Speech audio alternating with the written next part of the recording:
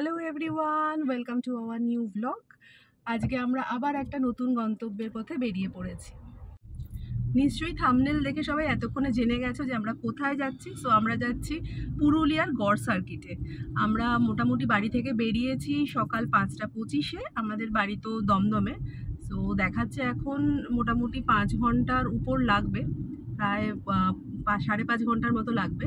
So চলো আমরা এখন বেলঘরিয়া এক্সপ্রেসওয়েতে উঠছি, তারপরে ডানকুনি হয়ে আমরা দুর্গাপুর এক্সপ্রেসওয়ে ধরব।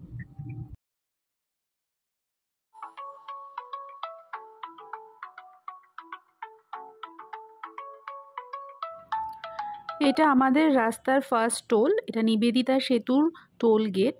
এখানে ছোট গাড়ির ভাড়া পড়লো 60 টাকা। নিবেদিতা সেতু পেরিয়ে আমরা দুর্গাপুর এক্সপ্রেসওয়ে ধরে নিলাম। কিছুক্ষণ পরেই পড়লো ডানকুনি টোল প্লাজা। এখানে আমাদের টোল লাগলো 75 টাকা। সকালে আমরা আজকে কিছুই খেয়ে বেরোইনি, তাই বেশ খিদে পেয়ে গেছে। তো আরেকটু এগিয়েই আমরা সামনে একটা ব্রেক নিলাম। হাইওয়ে মির্চি বলে একটা ধাবা, যেটা বেশ ফেমাস একটা ধাবা। কার পার্কিং আর টয়লেটের বেশ সুব্যবস্থা রয়েছে এখানে। আমরা নিয়ে নিলাম গরম গরম ধোঁয়া ওঠা চা আর সঙ্গে বিস্কিট।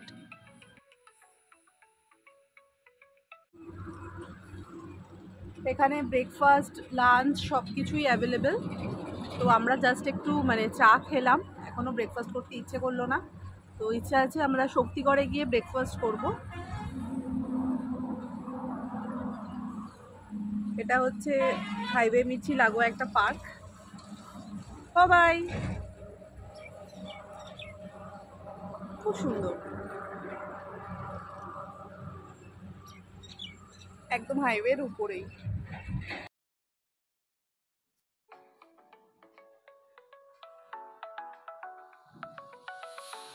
কিছু দূর চলার পর এলো পানাগড় পালশি টোল প্লাজা। এখানেও আমাদের টোল লাগলো 75 টাকা।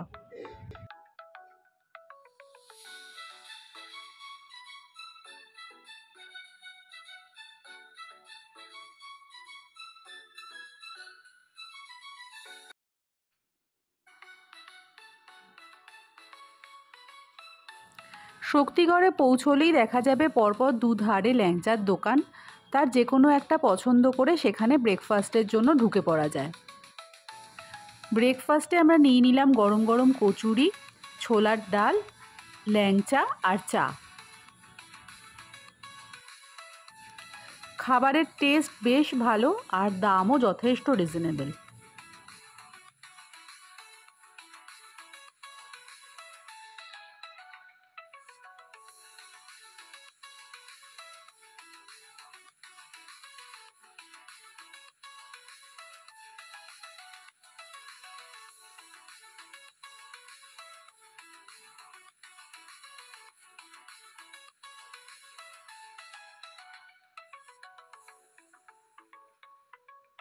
আমরা আজকে ব্রেকফাস্ট করলাম এই দোকানটায়, আদি ল্যাংচা ধামে।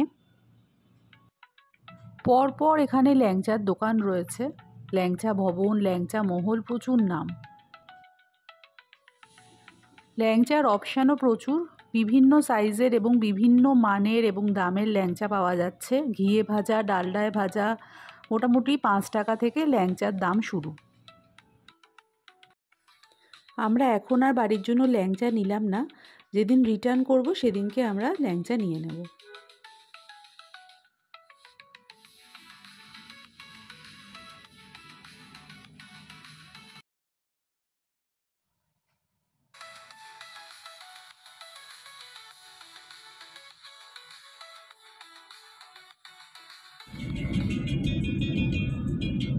এখন বাজে 8:17। আমরা শক্তিগড় ব্রেকের পরে এখন বর্ধমান প্রায় ক্রস করে যাচ্ছি, আর পৌঁছতে সময় লাগবে দেখাচ্ছে 3 ঘন্টার মতো।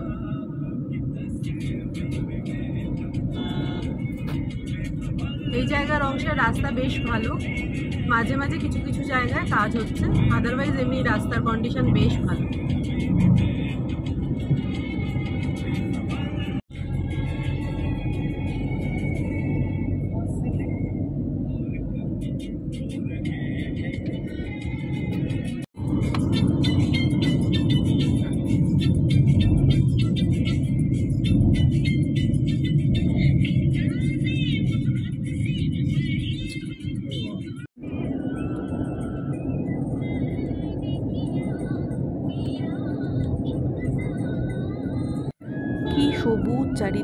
ভীষণ সুন্দর লাগছে তাকিয়ে থাকতে। রাস্তাও একদম স্ট্রেট, জিপিএস দেখে সুন্দরভাবে যে কেউ চলে আসতে পারবেন এখানে গাড়ি নিয়ে।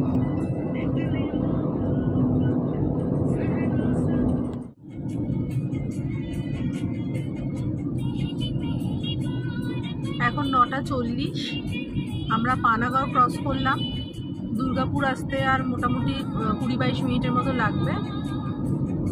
এখন রাস্তাটা বেশ ভালো, মাঝে একটা জায়গায় প্রায় 10 মিনিট মতো জ্যামে আটকে ছিল আমাদের গাড়ি, রাস্তার কাজ হচ্ছে বলে। বাকি এমনি রাস্তার কন্ডিশন বেশ ভালো। ওই যে দুর্গাপুর দেখাচ্ছে আর 20 কিলোমিটার এখান থেকে। দার্জিলিং 514। এবার আমরা দুর্গাপুর ঢুকছি, তার আগে আবার একটা টোলগেট পড়লো।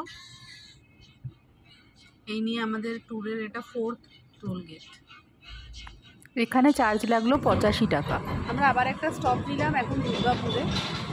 প্রচণ্ড রোদ, বাট এতক্ষণ একটানা গাড়ি চালানো যাচ্ছে না, তাই আবার একটা স্টপ নিলাম। এখন আমরা আসানসোলকে বাইপাস করে এগোচ্ছি। এখন ঘড়িতে বাজে ঠিক 10:47, আরও দেখাচ্ছে 1 ঘন্টা লাগবে পৌঁছাতে।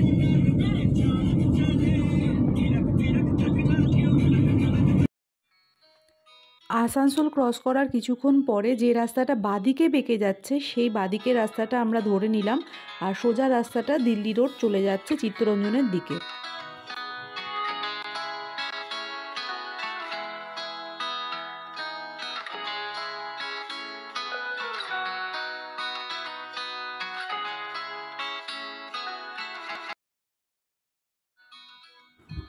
একটু পরেই এসে গেল সুবিশাল দামোদর নদ।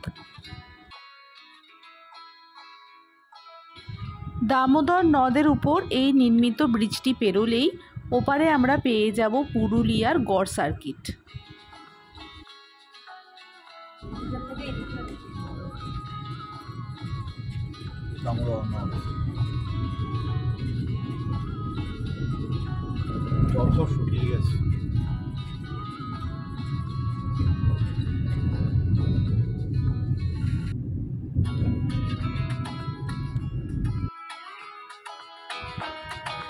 নদ ক্রস করতেই দেখা পাওয়া গেল পাহাড়ের। এখানকার ভূপ্রকৃতিও বেশ খানিকটা কিন্তু বদলে গেল। এদিকে রাস্তাঘাটের কন্ডিশনও কিন্তু বেশ ভালো।